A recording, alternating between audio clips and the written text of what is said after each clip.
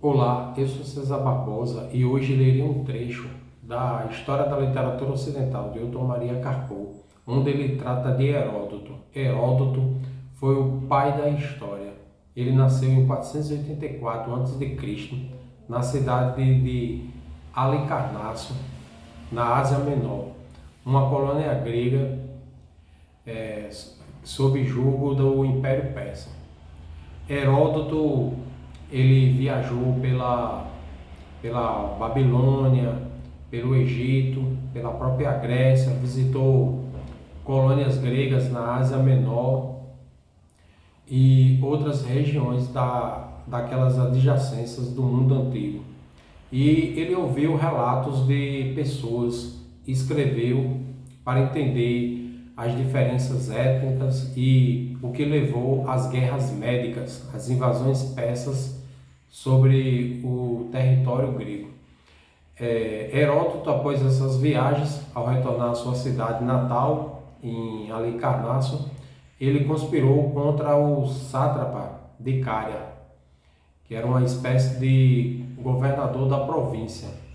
E a conspiração foi descoberta e ele foi obrigado a abandonar a cidade natal e refugiou-se na ilha de Samos, no mar Egeu.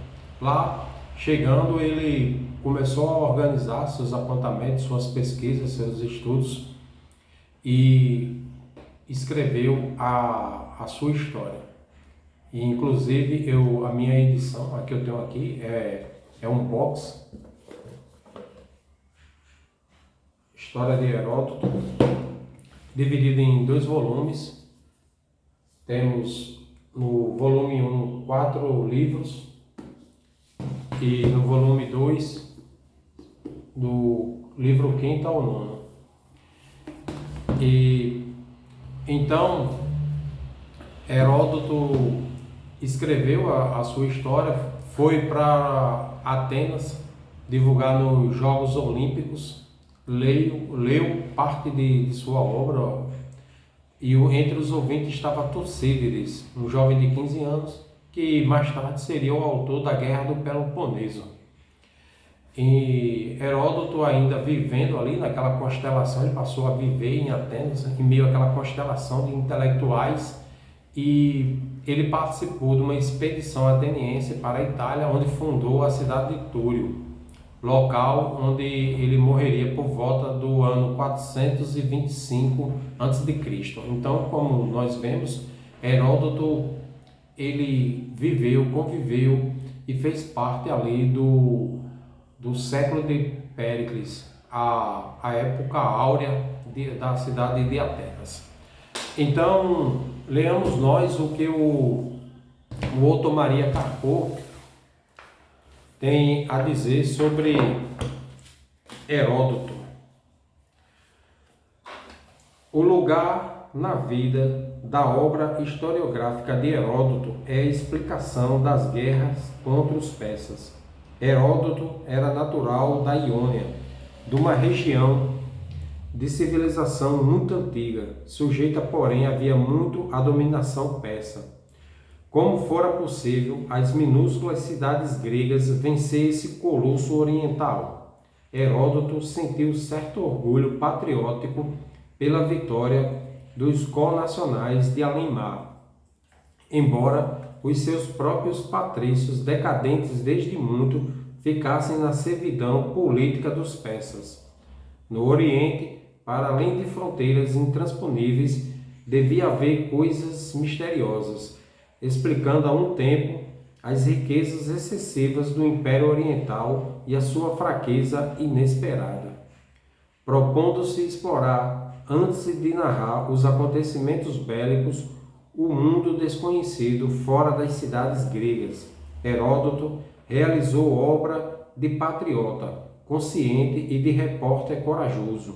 Ao mesmo tempo, narrando as guerras persas, Heródoto criou uma porção de recordações inesquecíveis e lugares comuns escolares.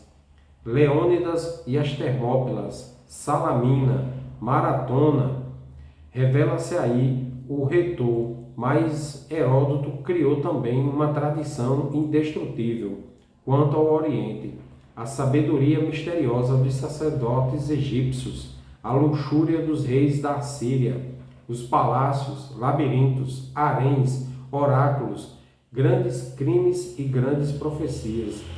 Aqui, a retórica é substituída pela reportagem, no mais alto sentido da palavra. E não é esta a única tradição literária que iniciou. Na obra de Heródoto encontram-se insertos numerosos contos, lendas, narrações folclóricas, em que revela a arte consumada de um grande novelista. Narra, sem comentários morais nem explicações psicológicas, os acontecimentos fabulosos, que parece aceitar como verdade histórica. E por que não? A providência que protegeu os gregos contra os persas age por meios às vezes estranhos. O cético religioso, que é Heródoto, zombando um pouco dos sacerdotes orientais com as suas atitudes teatrais e, no entanto, receando-lhes a terrível sabedoria mágica. Esse cético acha tudo possível, e muito do que antigamente se considerava invenção ou credulidade do repórter grego. Como a história de povos de pigmeus na África confirmou-se depois como fato etnográfico, Heródoto não é descrente. Mas a sua religião já é um pouco moralizante, um Sófocles sem lirismo, e a sua moral já um pouco relativista. Há tantos povos no mundo com costumes tão diferentes e, no entanto, a fé mais ardente e a civilização mais rica não os protegerão contra a decadência política. A decadência também abateu os patrícios jônicos do historiador, colocando-os apenas na situação de observadores abastados, cultos, curiosos e passivos, dos quais Heródoto era o primeiro representante literário, e o mais ingênuo, o mais inteligente e o muito bonachão. Heródoto, ele, antes de narrar sobre as guerras médicas, esse conflito de dois mundos, né? O mundo ocidental, representado pelos gregos, e o mundo oriental, representado pelos persas, ele foi entender as diferenças étnicas, de costumes, dos hábitos, da cultura, religião, e estudou o passado para compreender o presente. E por isso ele é considerado o pai da história.